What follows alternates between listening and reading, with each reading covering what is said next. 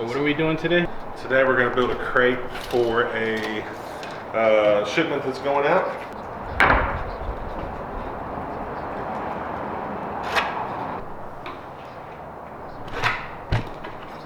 And my frame is 34 by 34 inches. And so we've got two marks at 36. We're going to make two cuts. But we basically need to create a square, a perfect square. Now, this is 3/4 of an inch tall. And so since you're going to have two of those, you got to add 1.5 inches somewhere to one of your dimensions to make it a perfect square. So, but it doesn't really matter if it's a perfect square. It's just easier for us with shipping and packing and things like that. So, but we're going to go 36s on these, and then the next one will be 37.5. We'll work on it. So, and then we'll have a perfect square.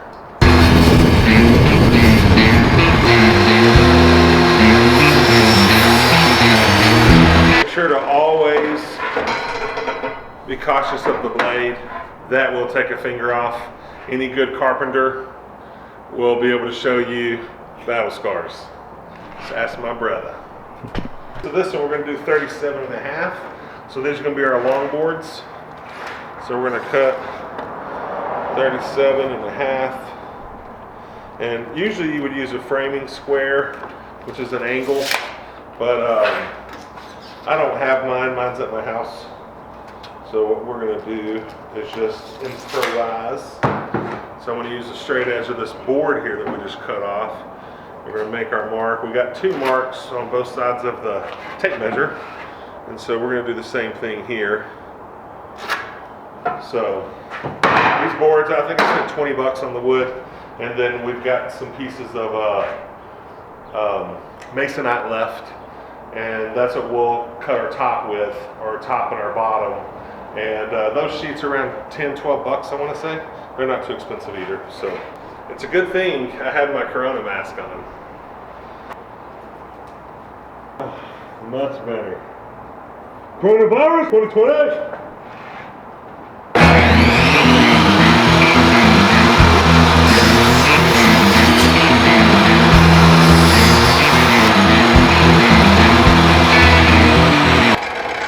Now when you're done with your blade, lower your blade. Now these won't be perfect. You know, I probably could have created a jig or whatever. There's several ways to do it. You know, this is down and dirty. It doesn't have to be perfect. This is the crate. And for me, my crates are free. So we're going to go ahead and glue our edges.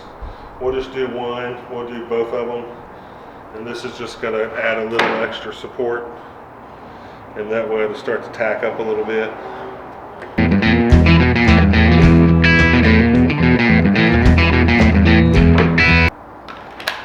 We're just going to go ahead and pop in a few holes for the edge, just so it'll make it a little easier to put this together, and it won't crack our pine. This is not a super expensive wood, so it's not real hard, it's very soft.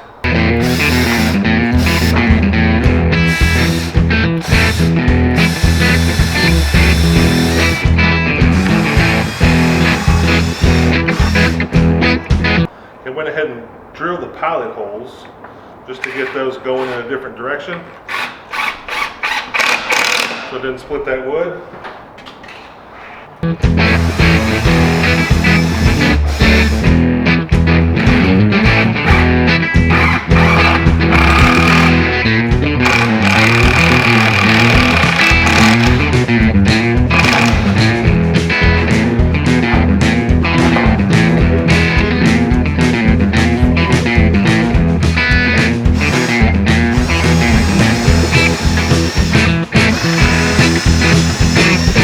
Now I go ahead and drill one at a time, just so it's easier to line up and you know it's going to go in there.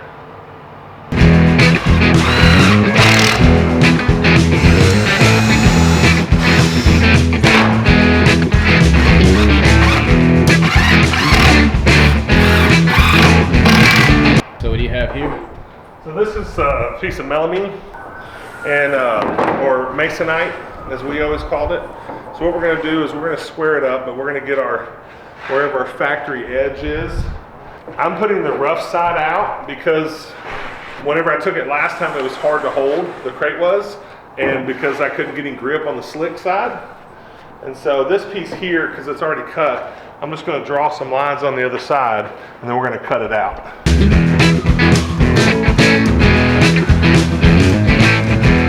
So with an orbital sander, it's good to just hit the edges and go ahead and knock down the edges, so whenever you're carrying it or whoever's carrying it isn't getting splinters and things like that. So it's nice to, just a little added touch, but it takes a couple of minutes to go ahead and run all the edges down when you're done, and when it's all sealed up, it's just a smart play, in my opinion. We'll use our guide here because we have an exact cut.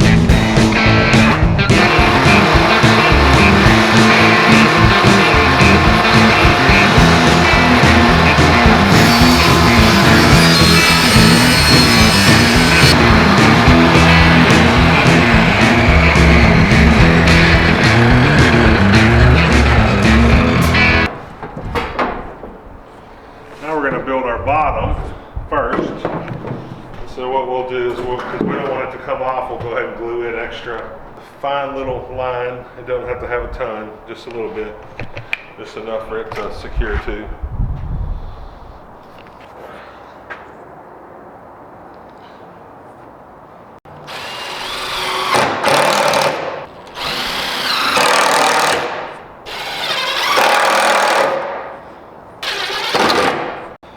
So what I did there was I just went ahead and hollowed out a little bit of or just gave it a little bit of an edge, or a little crevice to go into.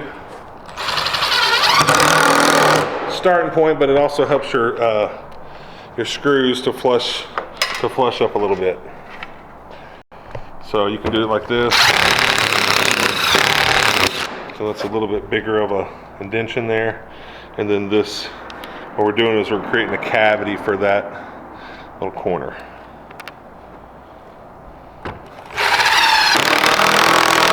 I will say it will wear out your, pretty smooth. It will wear out your drill tips though, over time.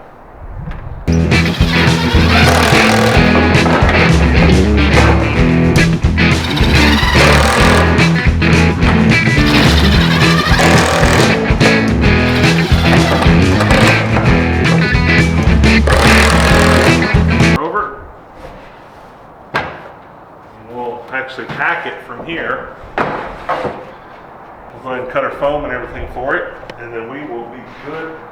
This is foam. This is actually sheets of insulation. You can get it at Home Depot and Lowe's.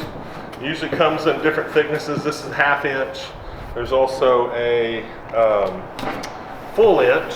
You can actually find some that are 2 inch.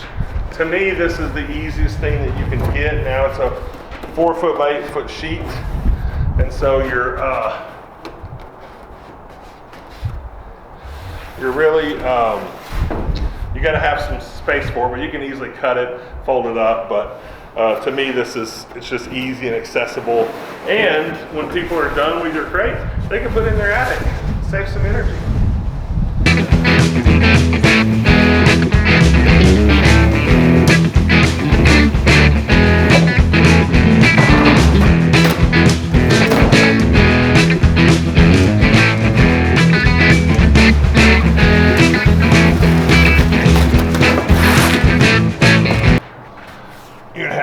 Stuff cut the size. Now this is going to have a lid as well, so we don't want to cut it all the way to the top. We want to make sure to leave it at another layer.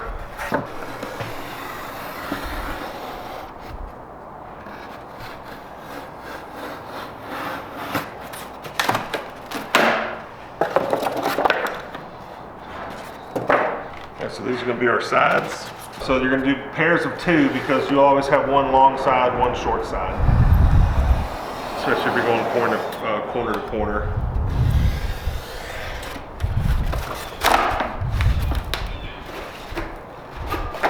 This is to put our top piece on. So now we'll be able to basically have our top piece that'll fit in like this. We'll have a nice little snug. Now, I'm probably going to use a blue one for the top on these. And that way it'll be a little bit thicker.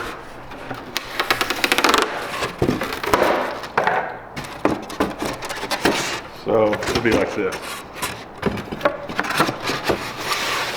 So our lid will just sit right on top and it'll be pretty flush.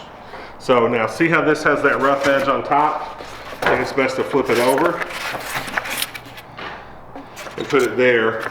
So put your rough edges down and that way it'll be more level on top, this edge is. So you want that non-cut edge as your piece that you're gonna balance on top of. And so we'll basically cut several more of these pieces and we're almost there.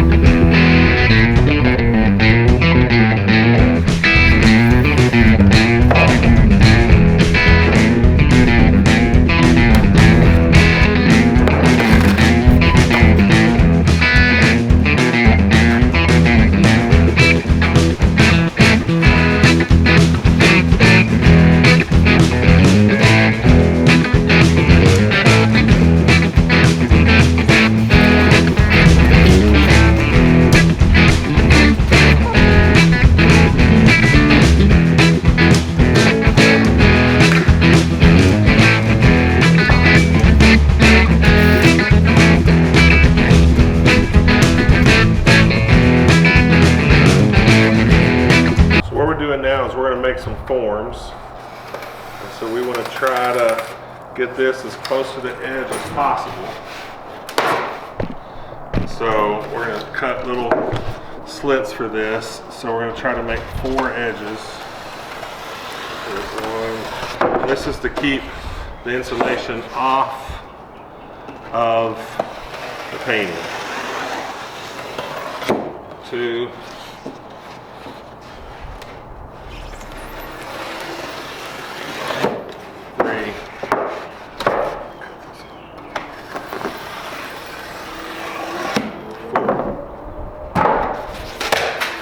So I do this because I have such thick paintings.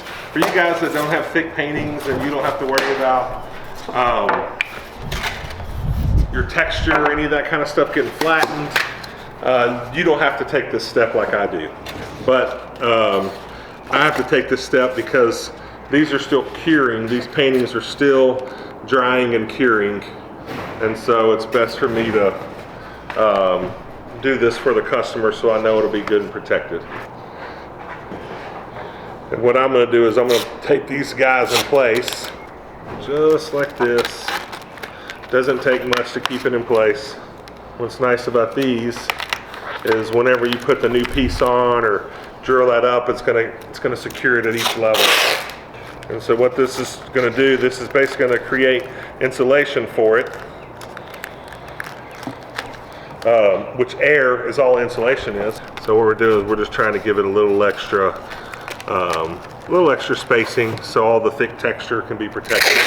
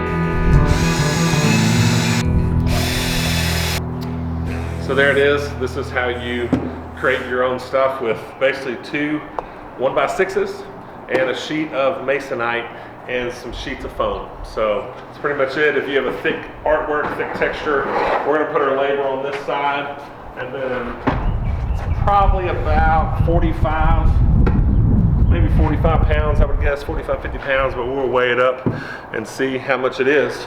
So you see these little edges right here? This is what I was saying, whenever you have an orbital sander, you just come in and hit that down, so it makes all that a little bit easier. Now, we could put some handles or something like that if we wanted to, just to give us something to hold on to. But luckily this is small enough for me that I can pick it up pretty easily.